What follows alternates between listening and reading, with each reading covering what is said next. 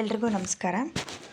ಇವಾಗ ನಾವು ಯಾರಿಗೋ ಒಬ್ಬರು ಕಷ್ಟದಲ್ಲಿದ್ದಾರೆ ಅಂತ ಸ್ವಲ್ಪ ಹಣ ಕೊಟ್ಟಿರ್ತೀವಿ. ಅವ್ರು ನಮಗೆ ಅದನ್ನು ವಾಪಸ್ ಕೊಡ್ತಾರಲ್ಲ, ಅದನ್ನು ಯಾವ ರೀತಿ ನಾವು ವಾಪಸ್ ಪಡಿಬೇಕು ಅನ್ನೋದನ್ನು ನೋಡೋಣ. ಎಲ್ಲರ ಮನೆಯಲ್ಲೂ ರಾಮಾಯಣ ಬುಕ್ ಇದ್ದೇ ಇರುತ್ತೆ. ಆ ರಾಮಾಯಣ ಬುಕ್ಕಲ್ಲಿ ಸುಂದರಕಾಂಡ ಅನ್ನೋ ಒಂದು ಅಧ್ಯಾಯ ಇರುತ್ತೆ ನೋಡಿ. ಆ ಸುಂದರಕಾಂಡನ ಓದಬೇಕು. ಯಾವ ರೀತಿ ಓದಬೇಕು ಅಂತ ಅಂದರೆ, ಸಂಕಲ್ಪ ಮಾಡಿ ನಾವು ಶುರು ಮಾಡಬೇಕು. ನಾವು ಯಾವತ್ತು ಓದ್ತೀವೋ ಅವತ್ತು.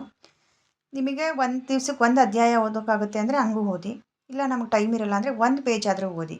1 ಪೇಜು 2 ಪೇಜು ಈ ಥರ ನಿಮಗೆ ಎಷ್ಟಾಗುತ್ತೋ ಅಷ್ಟು ಸಂಕಲ್ಪ ಮಾಡಿ ಶುರು ಮಾಡ್ಕೊಳ್ಳಿ. ಮಾತ್ರ ಒಂದು ದಿವಸನೂ ಬಿಡಬೇಡಿ. ಆ ಥರ ಓದ್ತಾ ಹೋಗಿ.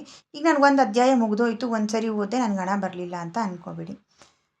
ಭಕ್ತಿಯಿಂದ ಸ್ವಲ್ಪ ತಾಳ್ಮೆಯಿಂದ ಒಂದು 2ರಿಂದ 3 ಸರಿ ಓದೋ ಅಷ್ಟರಲ್ಲಿ ಖಂಡಿತ ನಿಮ್ಮ ಹಣ ನಿಮಗೆ ವಾಪಸ್ ಬರುತ್ತೆ.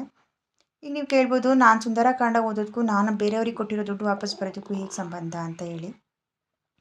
ಸೀತಾಮಾತೆ ಲಕ್ಷ್ಮೀ ಸ್ವರೂಪ. ಲಕ್ಷ್ಮಿ ಅಂದರೆ ಹಣ ಅಲ್ವಾ? ನಮ್ಮ ಹಣನ ನಾವು ಸೀತಾಮಾತೆಗೆ ಹೋಲಿಸ್ತಾ ಇದ್ದೀವಿ.